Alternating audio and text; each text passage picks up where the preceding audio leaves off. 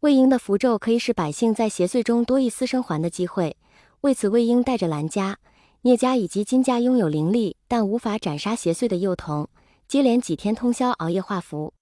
魏长则不愿自己的孩子再次经历怨气侵扰，修鬼道。哪怕谢制过后，因为魏长则不敢再去赌人心，更不敢拿阿英的生命去赌。书中并没有写阿英在乱葬岗经历了什么，可乱葬岗是什么地方？整整3个月。魏长则也不忍看着世间因怨气变得那么糟糕，魏长则打算自己走一走这轨道。若是能成，再将轨道传于阿英；若是不成，也对得起自己的道心。阿爹，我没关系的。魏婴抬头看了眼魏长则，笑着说道：“现在多画一道符就能多救一个人。”魏长则轻轻扬起嘴角，双手放在魏婴的肩膀上，将其转过来对着自己：“阿英，听阿爹的，休息一下。”魏婴眨了眨眼睛，阿爹好像有事要说。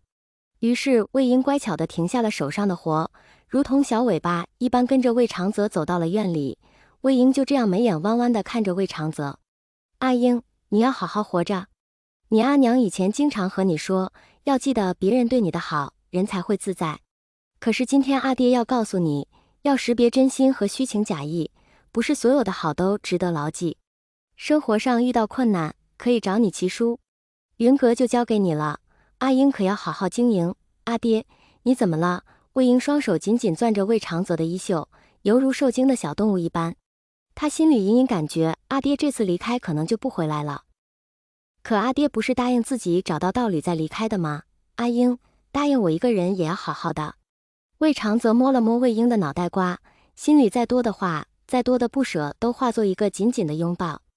魏婴茫然地抓着阿爹的衣服，可眼角的泪珠已经不自觉地滚落了下来，一时间仿若看到幼年阿爹和阿娘前去除岁的背影，不由囔囔道：“阿爹，不要丢下阿英。”阿英害怕。阿英，乖。魏长则重重吸了口气，红着眼给魏婴下了一个定身咒，转身消失在了黑暗中。此去可能再无相见，小月，阿英抱歉了，我可能要失约了。系统化作小魏婴漂浮在空中，光着小脚丫在那里晃啊晃。魏先生，你还有一次求助机会。魏长则看着小魏婴，仿若看到阿英幼时，眼神瞬间柔软。若阿英还是修了鬼道，能否帮助其减少些痛苦？小魏婴嘟着嘴巴，飘到魏长则身边：“魏先生，鬼道祖师只会是魏婴，你又何必自找苦吃呢？而且你很可能因为鬼道身死魂灭，到时候系统就不能救你。”魏长则闻言微微摇了摇头：“你不懂。”因为魏长则是魏婴的父亲，仅此而已。小魏婴皱着眉头思索着魏长则的话语，可是系统还是不懂。小魏婴的身形忽然闪了一下，大大的眼睛中仿佛多了一些东西。小魏婴在空中打了一个滚，似是在耍赖皮。魏先生，最后一次机会将用于保护你。遂小魏婴消失在了空中，任凭魏长则怎么联系都不曾回应。夷陵乱葬岗，姐妹们，这乱葬岗来客人了。呵呵，好香啊！是元婴，撕了他，我好恨呐！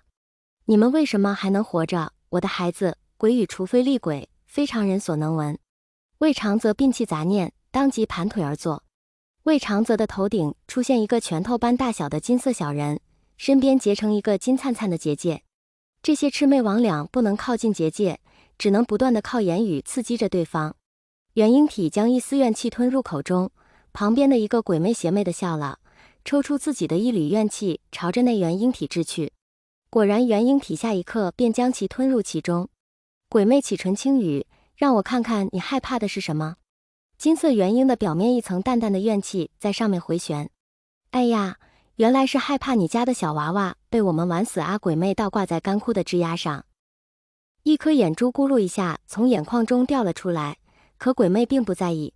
一身血红色的衣衫随着鬼风飘来飘去。哟呵呵，若是你家娃娃来了，我们一定会让他死得很惨的，毕竟越惨越适合这乱葬岗。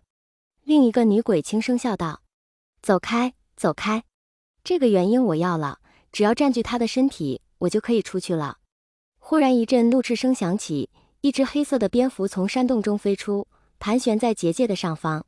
谁有本事就是谁的。鬼魅冷着脸切了一声。其他的魑魅魍魉谁不想参与？只是这场元婴的争夺战，他们连参赛的资格都没有。阿爹，红色的灵力幻化为条绳索，死死地捆在蝙蝠的脚踝上。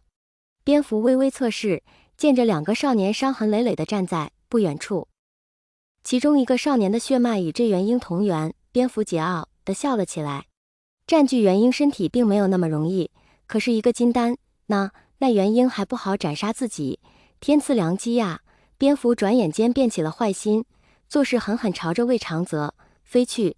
巨大的羽翼遮挡了本就是雾气缭绕的事。阿爹，魏婴眼睁睁地看着灵力幻化成的绳索点点裂开，不由喊出声来，希望喊起被困在幻境中的魏长泽。蓝忘机手执碧尘，斩杀着不断围上来的魑魅。